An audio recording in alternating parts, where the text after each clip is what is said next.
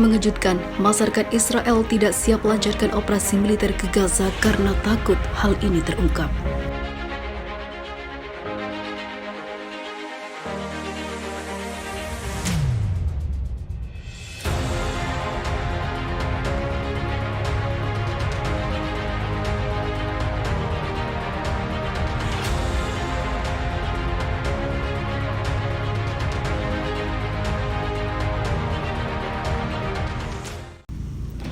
Masyarakat Israel menolak usulan bahwa tentara harus melancarkan operasi militer skala besar di jalur Gaza untuk mengamankan pemukiman Yahudi di dekat wilayah yang diblokade itu, lapor TV Israel.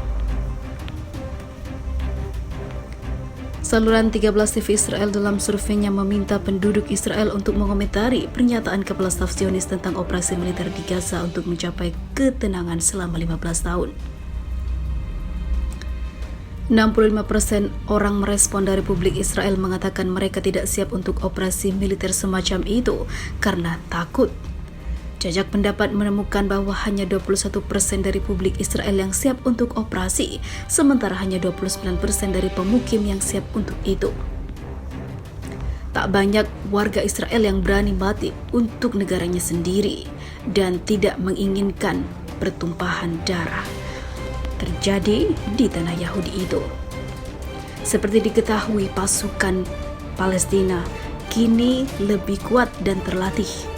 Hal itu menyebabkan banyak dari Israel berguguran melawan pasukan Palestina yang tak terduga. Di sisi lain, Kohafi mengatakan bahwa operasi militer skala luas di Gaza akan mencapai ketenangan selama 15 tahun, tetapi harganya akan sangat tinggi, termasuk kematian ratusan tentara Israel. Hal ini membuat 1.000 bahkan lebih dari itu warga ketakutan untuk menghadapi operasi militer ke Gaza.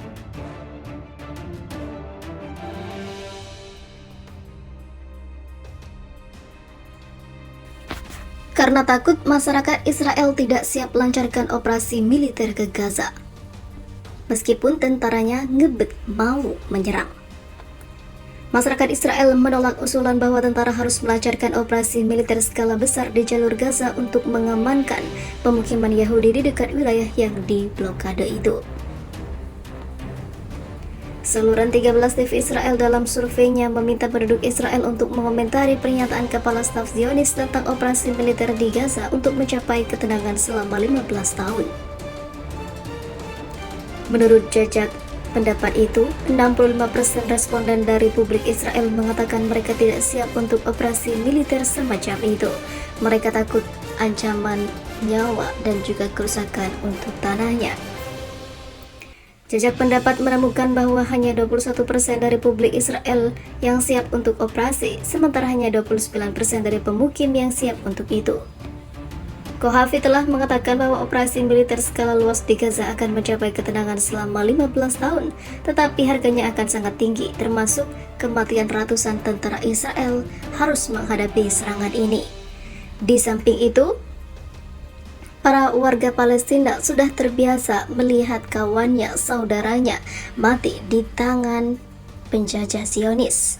Mereka terus berjuang dengan apa yang harus menjadi milik dan hak mereka. Hal ini sangat berbanding terbalik dengan respon dari masyarakat Israel itu sendiri.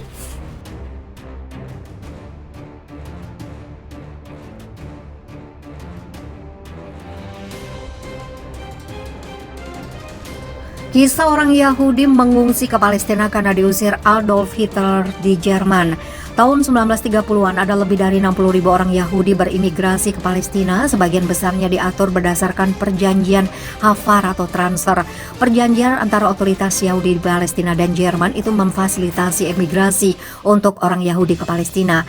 Kendala utama untuk orang Yahudi yang berimigrasi ke Palestina ini adalah undang-undang Jerman yang melarang ekspor mata uang asing. Yang ada dalam perjanjian tersebut, aset yang dimiliki orang Yahudi dari Jerman akan dijual dan modalnya akan ditransfer ditransfer ke Palestina dengan mengekspor produk-produk Jerman.